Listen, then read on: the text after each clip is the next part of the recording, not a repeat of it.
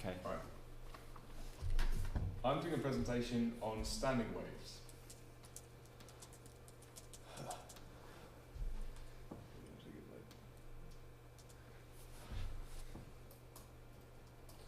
Okay, firstly, you need to ask yourself, what is a standing wave?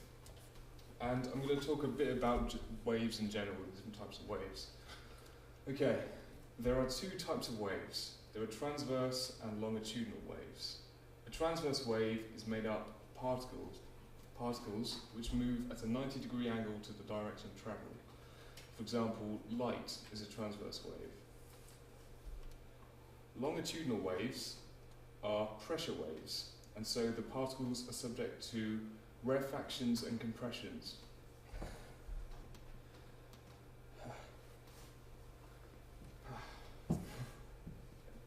Sound is a longitudinal wave, and we know this because if we look at loudspeakers playing sound, we can often see the speaker going back and forth, and this is the rarefactions and compressions of the wave.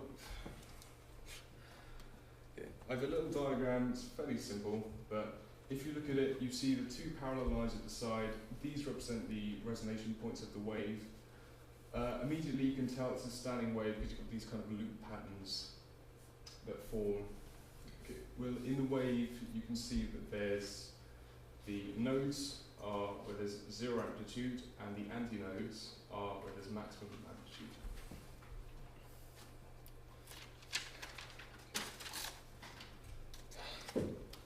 Right, superposition.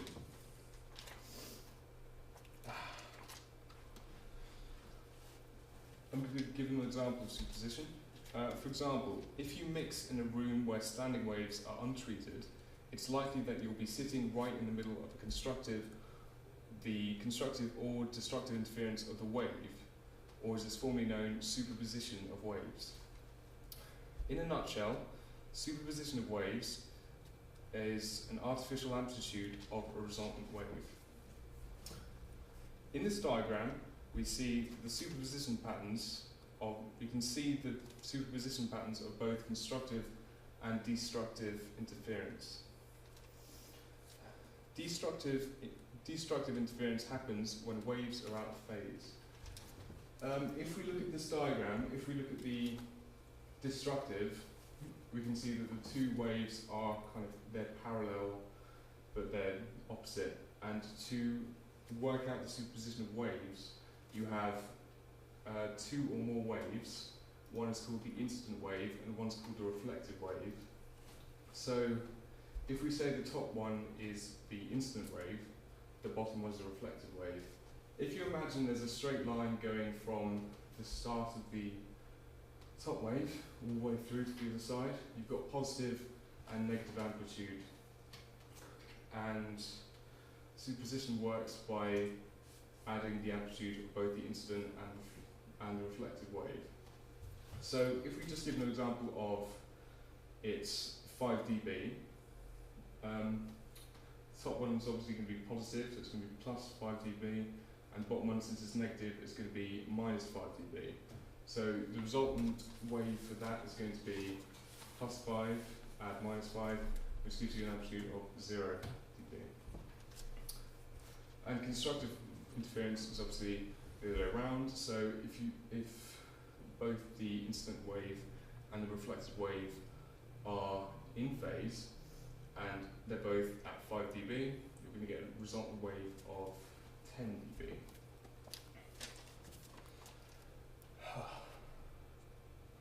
Right, now I'm going to talk about how to calculate problem frequencies of standing waves in your room.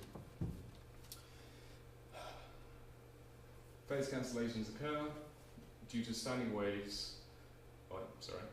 Phase cancellations due to standing waves can cause overcompensation when mixing. So if you're sitting in the destructive interference, you're likely to be sitting in a bass, a dip in the bass. So you'll think there's no bass, so you push up the bass, and then you've overcompensated for the lack of bass in the room due to the standing wave. So when you translate it to other systems, you're going to get an overpresence of whatever frequency you boosted. I'm just going to, well, I've made up a room and I'm going to calculate the standing wave frequencies in it. Okay, so the first wall of my room, well, the common standing wave problems you're going to get in any room that's got parallel walls is obviously going to be the standing wave between the long wall and, well, the standing wave between your two walls here and your two walls here. So I've designed this room. It has a height of 2.5 meters and a length of 6 meters. Okay. And for my other room, it's got the same height and a shorter length. Okay. To find out the frequencies which are likely to be a problem, we will have to calculate them using the length of the walls as a wavelength, since the most common standing wave problems are the waves which fit perfectly into two parallel walls, which is why most studios don't have parallel walls, is because you run into this problem. But okay, there's the formula for calculating the speed of sound, which is frequency times lambda, which is wavelength.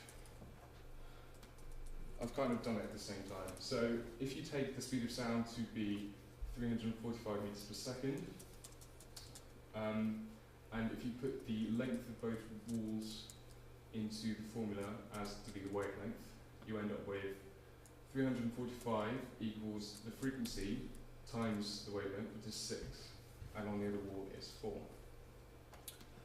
So if you rerun this formula, you have to divide the speed of sound by the length, and so this changes the formula to 345 over 6 gives you the frequency. And when you calculate this, you end up with a standing wave of 57.5 Hertz for the long wall and 82.2 Hertz on the shorter wall.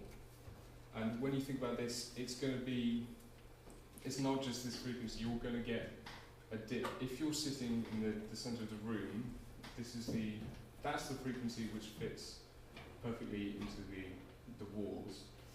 And so every octave per this frequency, you're going to be sitting right in the node of that. So to work that out, you obviously have to double per octave. So for the longer wall, you have 57.5 Hertz, 115 Hertz, 230 Hertz, 460 Hertz, etc.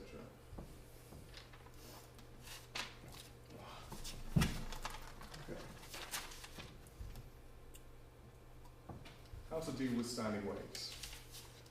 Most critical listening environments are designed to not contain any parallel walls.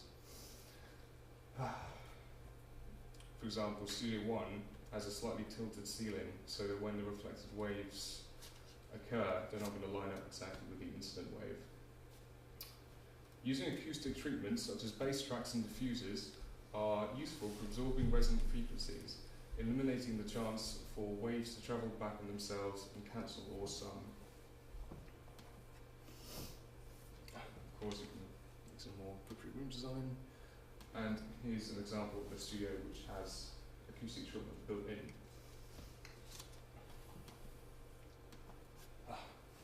Okay, now I'm going to talk about anechoic chambers and reverberation rooms. Anechoic chambers are designed to have zero reverb time, and they're also known as dead rooms. These kinds of environments are often created by having a very large amount of acoustic treatment. Most treatment is generally used in order to reduce reverb times of problematic frequencies, but anechoic chambers have been designed to eliminate reverb entirely, and then the room can be used to test various technology like microphones, amplifiers, and speaker systems. Reverberation rooms are obviously the opposite to anechoic chambers, and these, on the other hand, are designed in order to create a highly diffused acoustical measuring environment. So in a reverberation room, you are able to measure, for example, Sabine values of sound absorbing materials, such as acoustic treatment foam. If you look here, Here's an image of an anechoic chamber. You can see that there's really sharp acoustic treatment on both walls. It's very sharp and pointed, and this is to avoid reflection. And here we have a picture of a reverberation room, which is made entirely of concrete and has glass door frames hanging from the ceiling in order to reflect the sound. And that's my presentation. It's not long enough.